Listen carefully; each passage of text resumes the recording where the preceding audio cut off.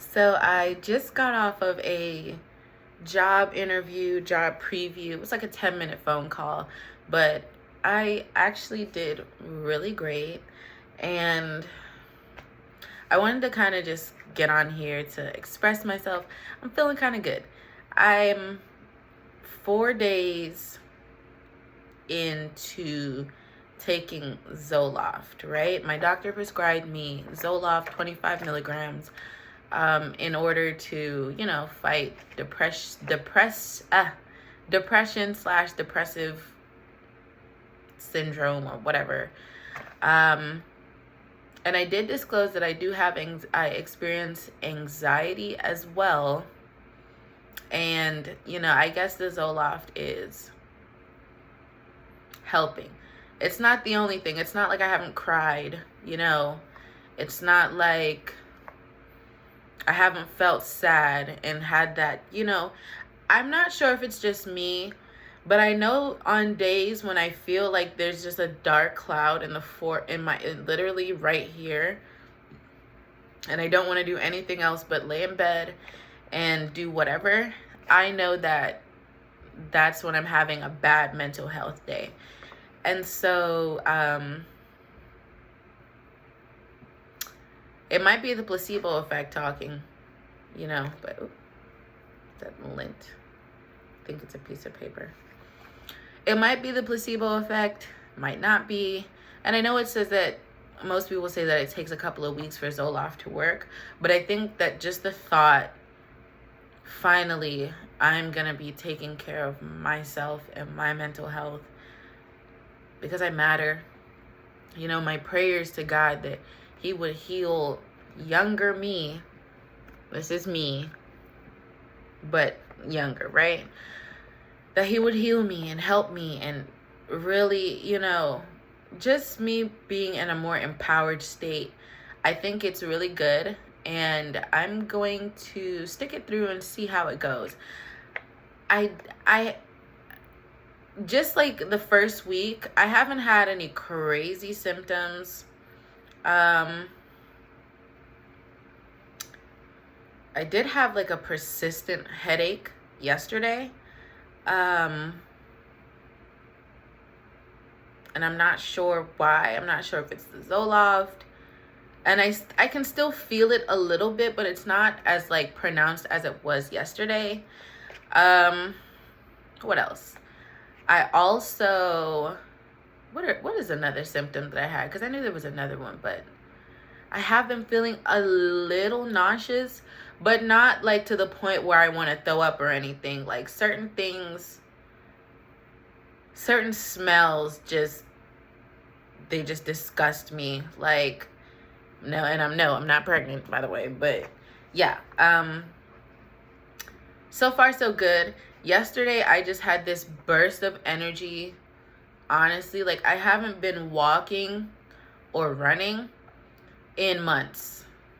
And even when I was walking and running back then, it just wasn't the same. Like I didn't want to do it, but I pushed myself to do it, and I'm really proud of myself that I used to run, but then things just spiraled and I just stopped running. But yesterday, for the first time in a really long time, I had the energy and I had the drive to go running yesterday. And I think I probably did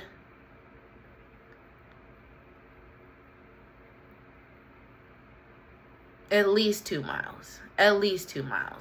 Like I ran down I ran slash walked my dog at first, and that took maybe an hour. Like I started around 7 and I got back inside around 8:30. I mean, I was running around the roundabouts, running up and down, like listening to music, and it felt so good. Like it felt so good. And then I don't know, like I guess being on antidepressants for the first time in my life is really giving me a space to really admit that, not that I have a problem, But let me try to explain it as best as I can. So, right, this is me, right? Oop. This is me. This is younger me. And I'm making this also as like a something that I can go back to watch, something that I can look at and, you know, just express myself, right? Because I am a survivor, trigger warning, I'm a survivor of a lot. Sexual abuse, physical, verbal abuse, narcissistic abuse, you know, bullying. All of that stuff happened to her. This little girl right here, right? Me, but younger me. Being picked on, ostracized, whatever, right? The whole works. And so it's almost like to survive for a really long time. And this picture was taken maybe when I was 10, about 10 years old, so 13 years ago. And for 13 years of my young adulthood, I guess, you know, I disconnected with that self. I tried to disconnect with that self on the surface, and I have. But that's me, you know? And it's like,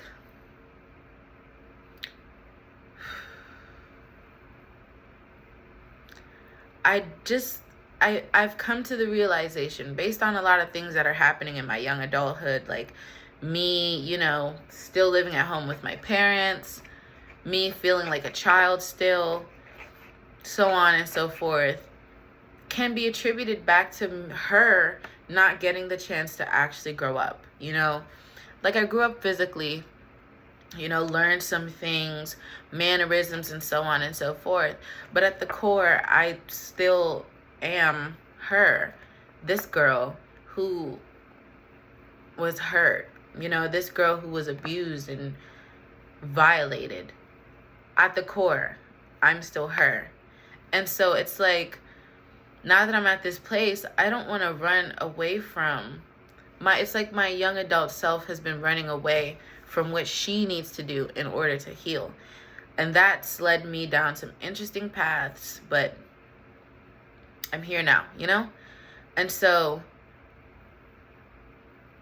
for this new month, for September, I want to reconnect with myself, reconnect with her, and do some of the things that she needed to do in order to be better. I refuse to believe that I'm just intrinsically broken, that there's no hope, that I'm not enough. Like, I just refuse, you know? And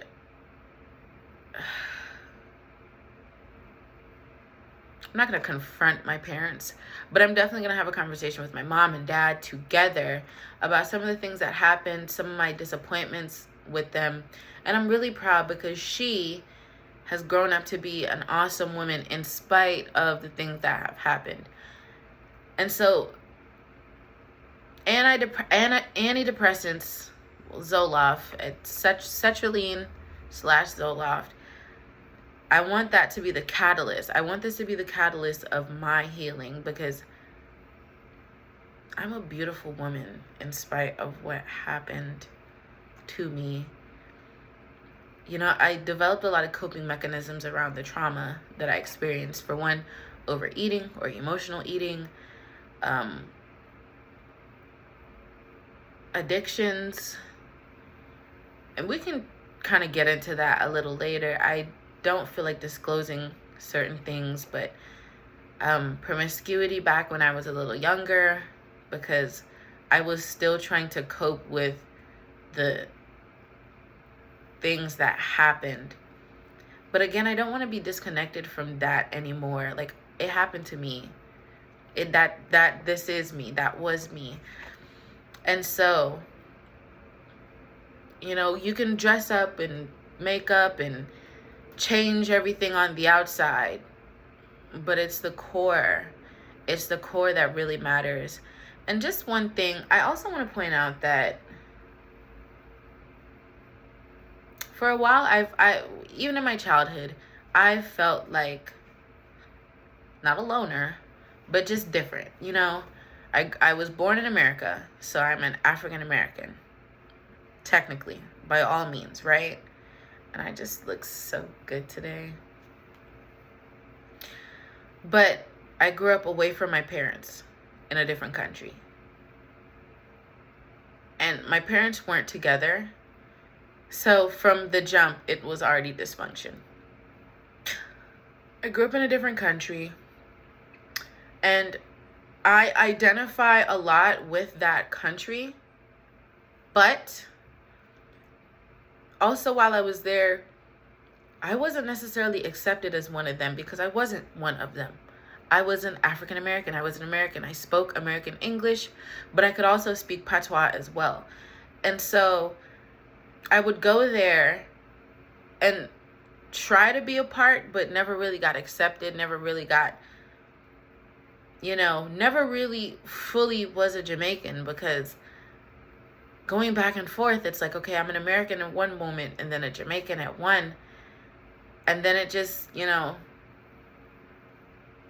just wasn't a good, it was what it was, And so it's like just a lot of my personality, a lot of who I am it's not a facade, but I'm just getting to the place where I genuinely want to just be myself, no matter who I'm around, no matter where I'm at, no matter what's being said.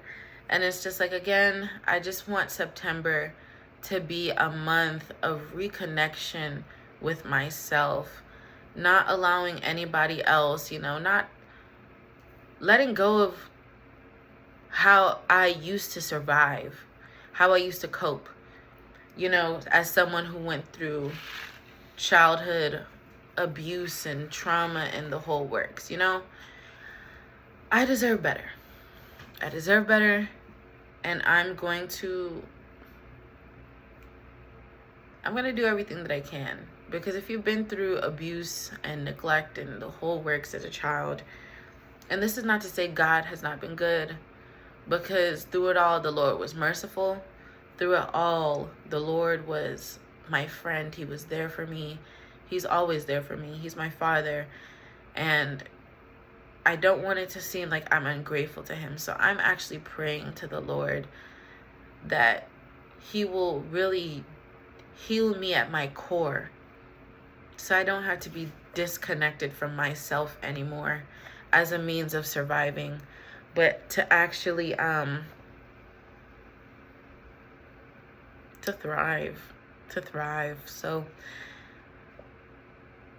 I'm on 25 milligrams, and I really want us and I'm gonna kind of land the plane, but I really want us, especially in the Black community, no matter where you're from, whether it's overseas or you're African American, all from the diaspora, I really want us to stop stigmatizing mental health, mental illness, and mental disturbances. I want us to stop minimalizing it and brushing these things under the rug, because at the end of the day, God will do it, but he's not gonna do it like that, okay? And it's like,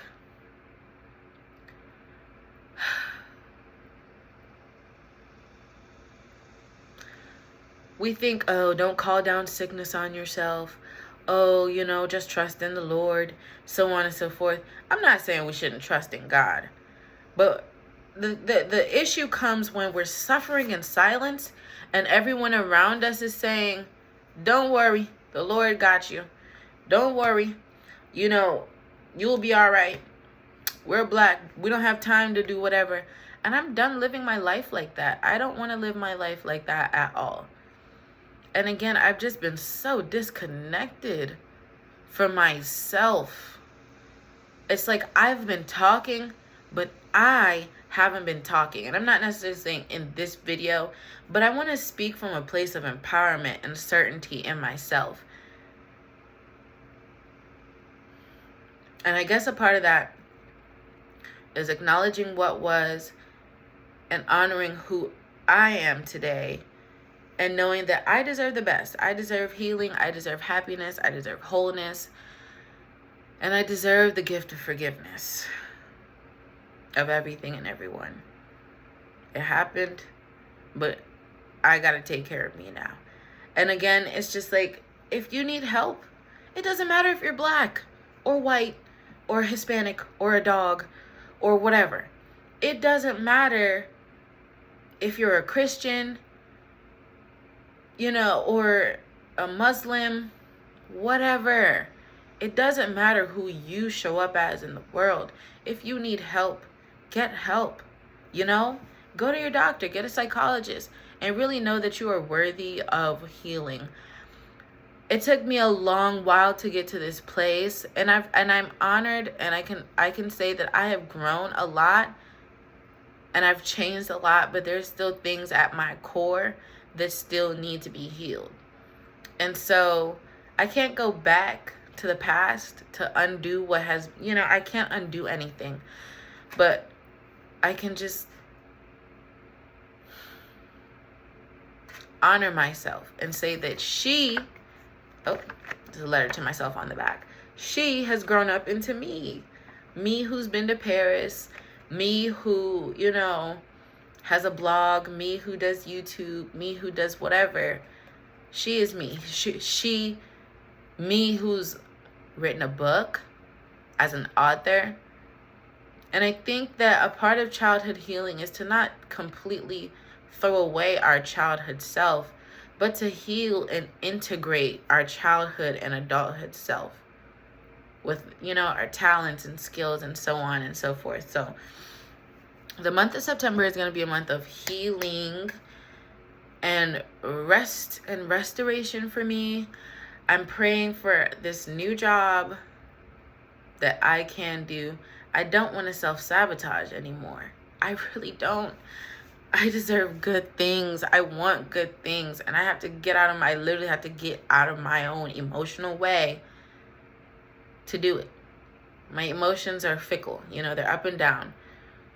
But I just want to feel again. I just want to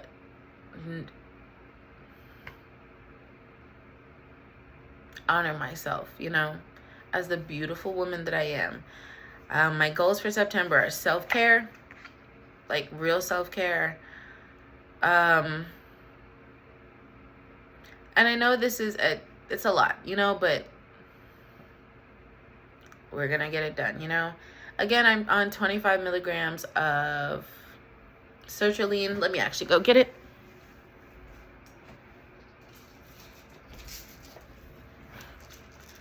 So I'm on 25 milligrams of Sertraline to start. I did start on Monday, so I'm on day 4. And the next week, I'm going to be bumping up to 50 milligrams. My goal is to get to maybe 100 milligrams.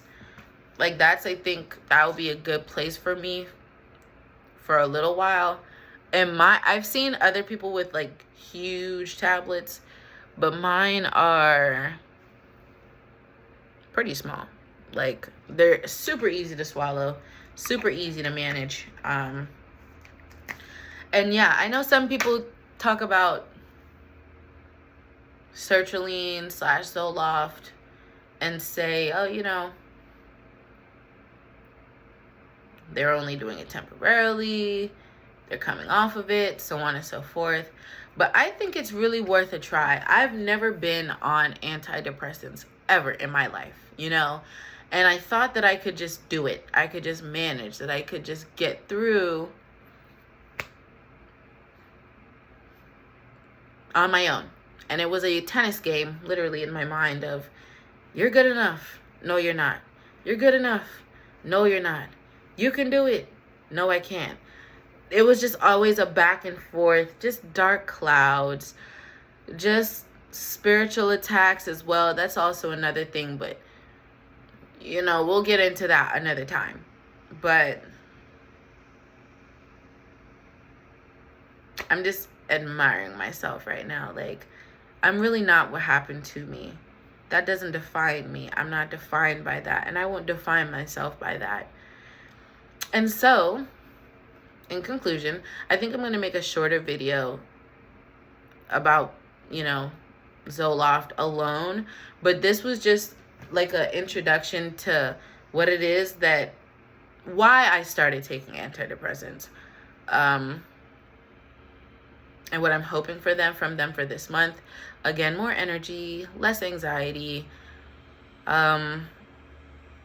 just having the platform, the space to actually heal and do the things that I really want to do as a adult survivor of childhood sexual abuse. And so with that being said, please look out for the next video. We're gonna be talking strictly about Zoloft, so on. So with that being said, thanks for watching, and let me know what you think down in the comments. Let me know if you've ever taken Zoloft. Let me know how it's worked for you, or if it hasn't. If you've been through similar experiences with life, trauma, etc., I would love to hear your thoughts, your feelings, and so on. And yeah, so bye for now.